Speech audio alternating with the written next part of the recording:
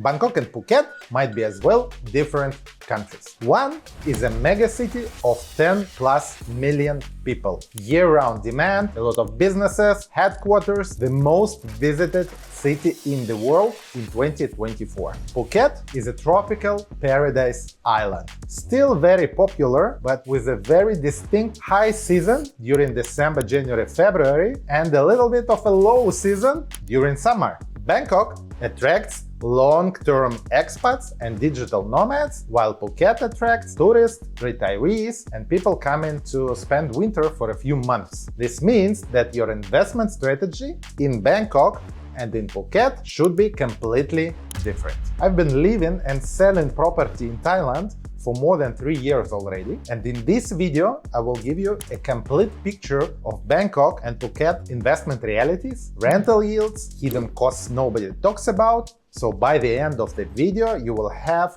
the clear understanding where you and your money should flow. You might think that the capital city Bangkok should be your first choice, but that's not the case. I will show you in this video, so stay tuned.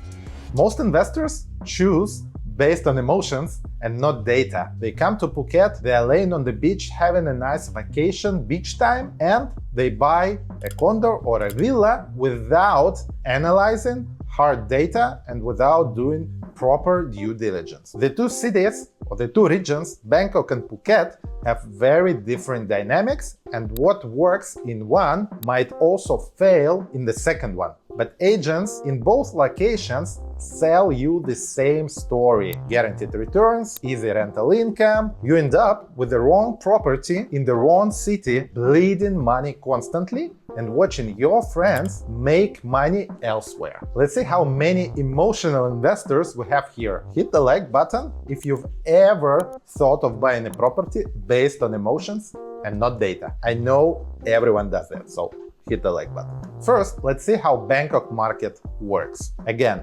Bangkok is the top one most visited city in the world in 2024. Huge population, 500,000 of expats. A lot of businesses are coming here to establish their headquarters. You have constant demand for long-term contracts for the rentals. Rental yields on average 6 to 7% annually. A good liquidity on the market because the market is huge, a lot of investors are coming, so reselling your property is probably the easiest in Bangkok comparing to other regions, but the rental yields are around 6 to 7%, which is not a lot. Why Bangkok properties work? Constant demand from long-term tenants, an established infrastructure, and also a BTS system, which is a local subway with big expansion plans, which will drive growth even further. But here is the Bangkok lifestyle truth. Air pollution, wild traffic jams and wild traffic in general, chaos and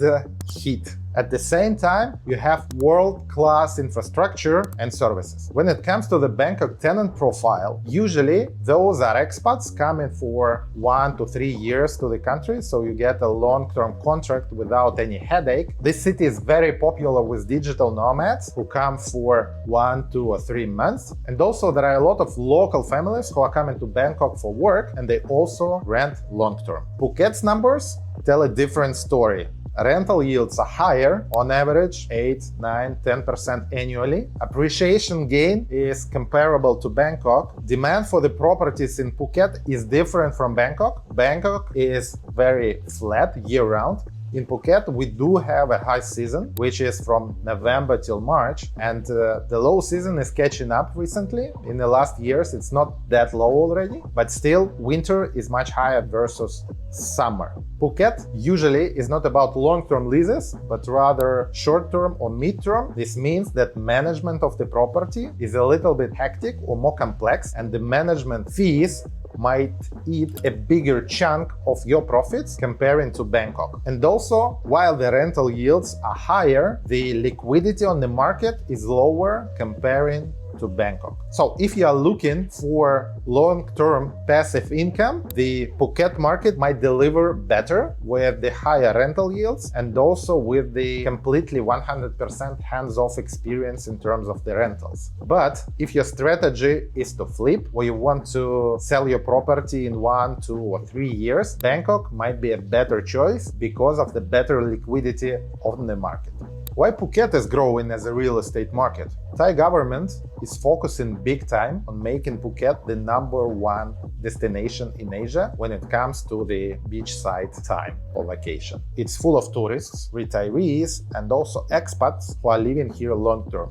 For example, me. When it comes to expats, Bangkok has 500,000 or even more. In Phuket, we have around 30,000 expats who are living permanently on the island. What is driving this growth? Quality of life, that's for sure. Clean air, beautiful beaches, seaside, beautiful weather, good clinics, a number of international schools, all the services, all the infrastructure that you might need. When it comes to the high season, infrastructure becomes really a joke. A lot of traffic jams, which is very unfortunate, but still is much better than the Bangkok situation. And the weather in Phuket is much better than Bangkok. We have high season and low season. Low season is often referred as the wet season. When just moving here, I was afraid of that concept. Nothing crazy, just beautiful weather, and you have rain from time to time, but usually it's 15 or 30 minutes. Don't forget to subscribe to this channel if you want honest review and honest feedback about Thailand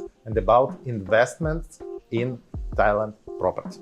Let's dive into direct comparison of Bangkok and Phuket, the two biggest property markets in Thailand. Rental yields. The winner is Phuket. 8 to 10 annual returns, while in Bangkok, 6, 7, maybe 8%. Liquidity.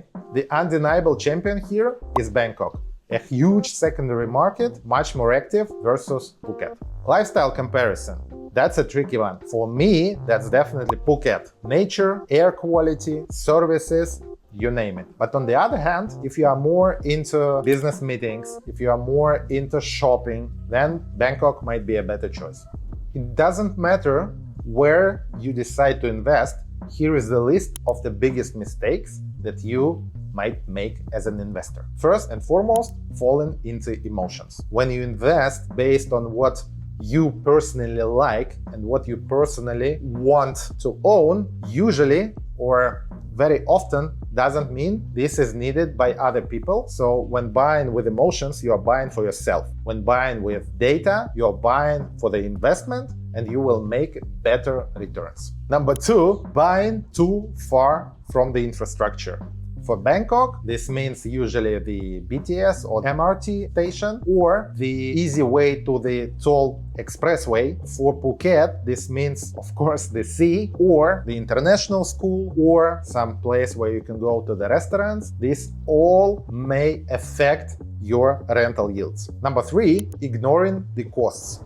Your cost is not just the price of the property itself. You will have some management fees, you will have some maintenance fees, you will have some taxes. With the worst case scenario, you might lose up to 40% of your profits to those additional costs. So it's better to know beforehand. And number 4, occupancy fantasies. So when you're buying a property, the seller, the developer, or the management company might show you 3 different scenarios for the business case for the rental yields. Let's look at the example. You are buying a nice 1-bedroom condominium in Phuket, and you have 3 scenarios for the occupancy: 90%, 75%, and 60%. This will affect your rental yields. Let's say it end up at 8%, 10%, and 12 or 13% your annual rental yields. My advice would be to treat this investment with a conservative scenario. Think or expect the rental yields to be 8%. If the property manages to deliver 10, 12, 15, whatever, it's just a nice bonus. So it's better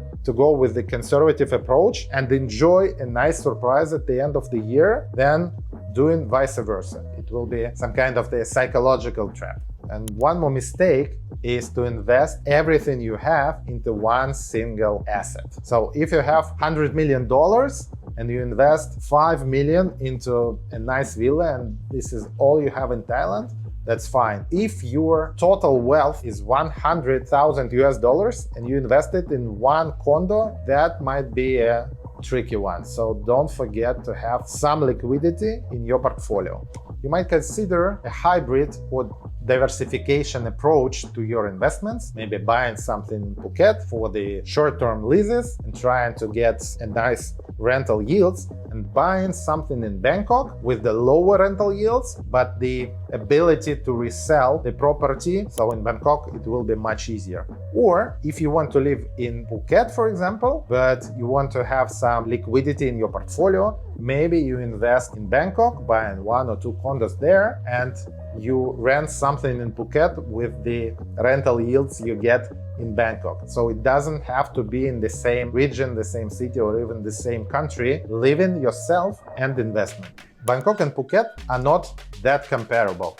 Those are two very different markets. Bangkok is stable, predictable, liquid, while Phuket is a little bit wild with higher returns and lower liquidity. So what smart investors do, they understand before they invest what is their strategy. Passive income and rental yields, then it's Phuket, or this is stable income from long-term contracts and the ability to resell, then it's Bangkok. If you are serious about investment in Thailand, make sure to check the link in the description. We will try to help you analyze the market and find the right property without sales pressure. If this video helped you to get a more clear picture of what's going on in Thailand, make sure to hit the like, subscribe, and maybe check those videos on our channel, and I'll see you in the next one.